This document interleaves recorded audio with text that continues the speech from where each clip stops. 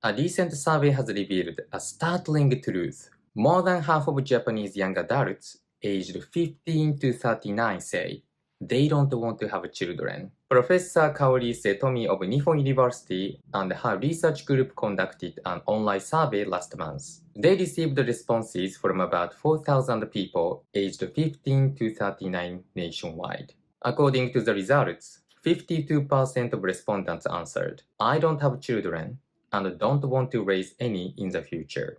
Since the age range includes teenagers as young as 15, the breakdown isn't entirely clear. It's understandable that minors might not yet have a sense of wanting to build a family. Personally, it might be more accurate to survey from age 18 since that's when Japanese citizens are legally recognized as adults. So, why are young people avoiding parenthood? Let's look at the perceived solutions to Japan's low birth rate crisis.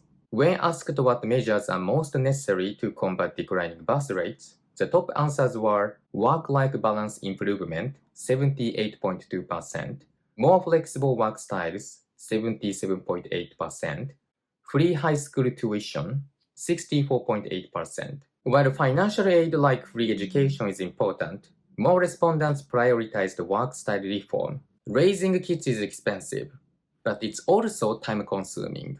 Japan, like many Western countries, now has a majority of dual-income households. As of 2021, about 70% of Japanese households with married couples were dual earners. However, dual-income families come with complications. For example, parents may only see their children at night after work, effectively outsourcing parenting to daycare staff. Even daycare workers often leave their own children at another facility while taking care of others' kids. It's an ironic and unfortunate cycle. In Japan, taking parental leave is still difficult. Many people hesitate to take time off because they feel guilty about burdening co-workers. Japanese society must become more supportive of child rearing.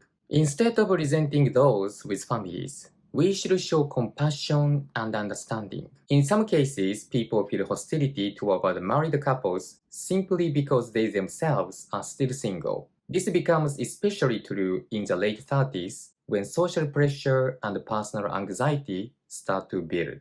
Returning to birth rate policy. Work-life balance is seen as the most crucial factor, followed by flexible working conditions. The old idea of working at one company until retirement no longer resonates with today's youth. The government has encouraged side jobs and investment tools like NISA accounts to boost individual income. Since COVID, many companies have adopted remote work. What the young people want now is a freedom to work when and where they want. High school tuition-free policies help families who already have children, but they don't necessarily motivate people to have them in the first place. If the Japanese government were truly serious about combating the declining birth rate, it could implement far more effective measures. But looking at current political actions, it's hard to believe they are taking it seriously.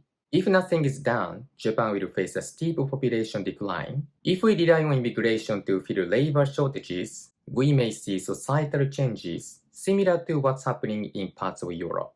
Japan may survive as a country, but whether the Japanese people as an ethnic group survive is questionable. If you're serious about fixing the birth rate crisis, stop thinking and start following your instincts. That's the only way.